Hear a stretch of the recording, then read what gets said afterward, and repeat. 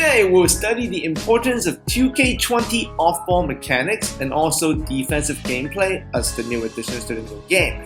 We'll also study plays I have designed to some of the best 2K players in the world. So a lot of you have already seen this clip plenty, and this is something that's brand new to us, right? Like, this is a unique off-ball animation, something not common in previous 2Ks. And as we know, new in 2Ks means overpowering and buff. And 2K really seems to be doubling down on this off-ball action. You can see a tweet by Mike Wang here, a new slippery off-ball badge that gives you more success with the new off-ball juke moves, and it gets open stuff that he blocked about. So essentially, this badge helps you get free from defenders who are trying to jam you up off-ball. So just from this alone, this badge, and it has 4 levels, and it feels like off-ball play is going to be a new competitive advantage mechanic, as it's going to be buffed because it never happened before. And by that logic, it really feels like shops are going to eat. And here you can see one of the best shops in the world, all NBA 2K League first team member. His Twitter handle is @Game6Drake, also known as ARooks, someone I worked with extensively during the 2K League season, especially on off-ball play. So let's study some of these off-ball sets I designed for ARooks in the 2K League that he does so well with. And this is 2K18 no less. So you can see this is a set we usually run in the league. And one of the key goals of this set was to have no pick and roll involved, but still get, the sharp ARooks open. And success or failure of this play is related to how well players move off-ball. And this is without the slippery off-ball badge and all of those new off-ball animations. And ARooks is one of the best off-ball players I've, ever worked with. And you can see as he's motioning through this playset that we've designed specifically for him to score off-ball, his execution is excellent. And once again, with limited off-ball animations in the 2K League or even in 2K18, he was able to create this much separation from this playset. So if there are new additions in 2K20, which has been promised, and it sounds like they're pretty buff off-ball animations, it's going to be pretty good attacking off-ball. So here's another set we have designed for ARooks, as you can see in the circle, to thrive with his off-ball talents.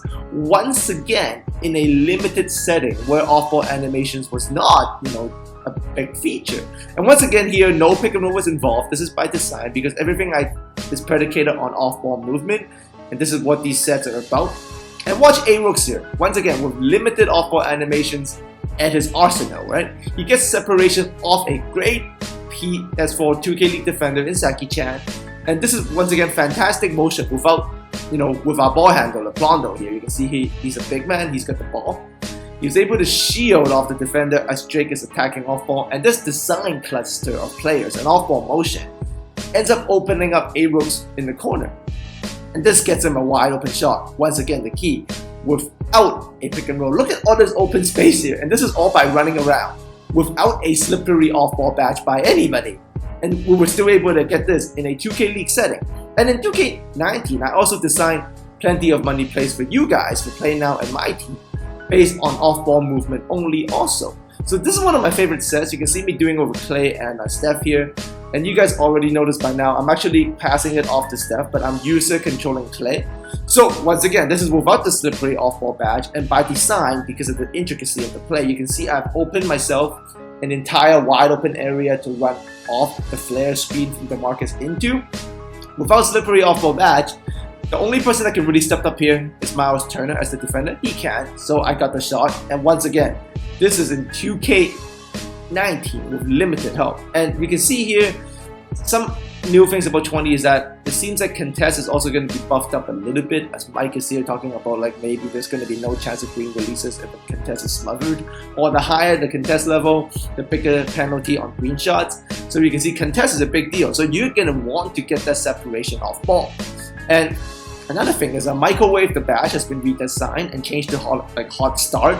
And this seems like making shooters make shots really also seems to be rewarded significantly, because if you have the hot start badge, as you can see from Mike what he said there, your first jumper gets a boost and your shot ratings over a period of time gets more and more as you knock down more shots. So I have a feeling, combined with all these factors and the new off-ball animations in the badge, off-ball play with shooters will be a huge element in 2K20. And as a community, even in Pro-Am or Play Now, we're very heavy pick and roll focus, right? Which is fine, but being able to get a look like this without using a pick and roll at all is huge. huge. So mark my words, 2K20 off-ball attacks will be buffed like crazy. Now let's take a look at what the other side of the ball offers in terms of defense, because as we have mostly experienced all year, really, in 19, defense was devastating. Like 2K19 locks are a legit devastating on-court weapon that the impact is huge, and it seems like even in 20, 2K is going to mostly leave it the same, as you can see from what Mike said in there, with new defensive badges and mechanics.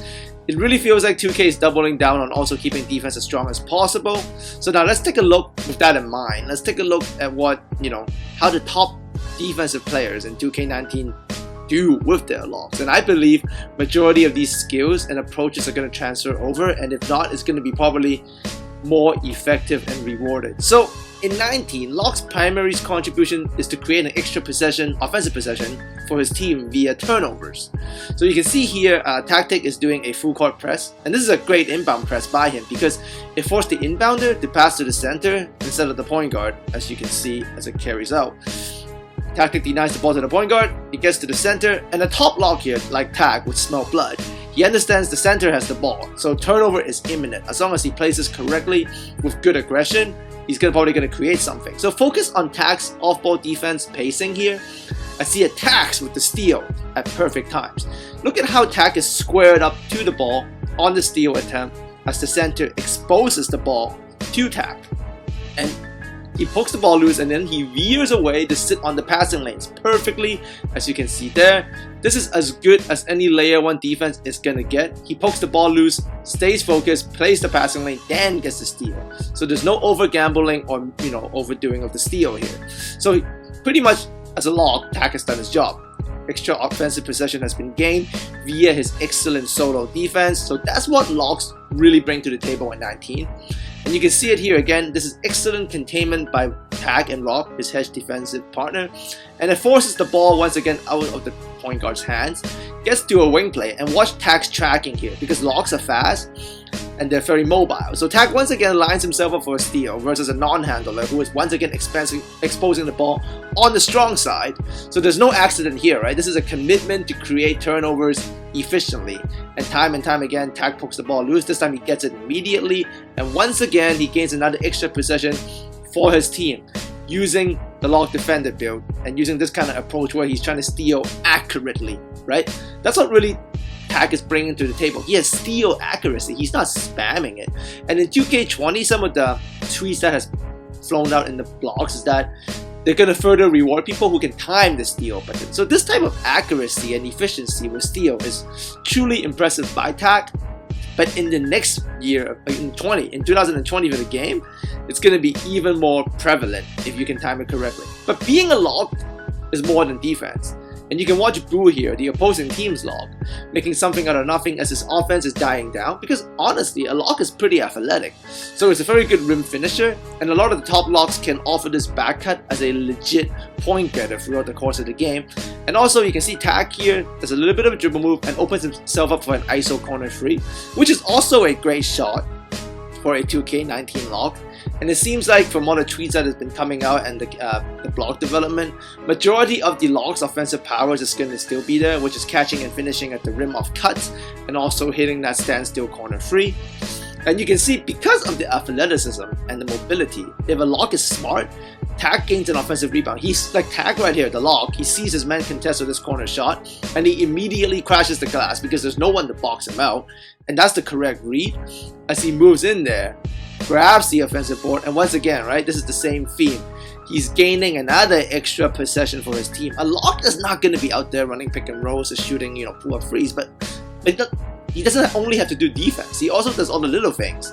And I feel like this won't change in 2K20, and the game is going to be supposedly further rewarded by people who can time their steals, time their back cuts, and time their shots. Lock is all about defense, but at the end of the day, it's about who can time things better.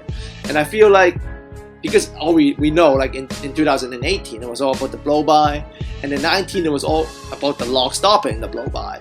So I feel like in 20, that's where the balance is going to come in, where the blow-bys won't be as prevalent, the locks won't be as, OP in terms of just anybody can be effective with it. I feel like 2K is going to find a good balance in it, and it's going to be rewarding timing.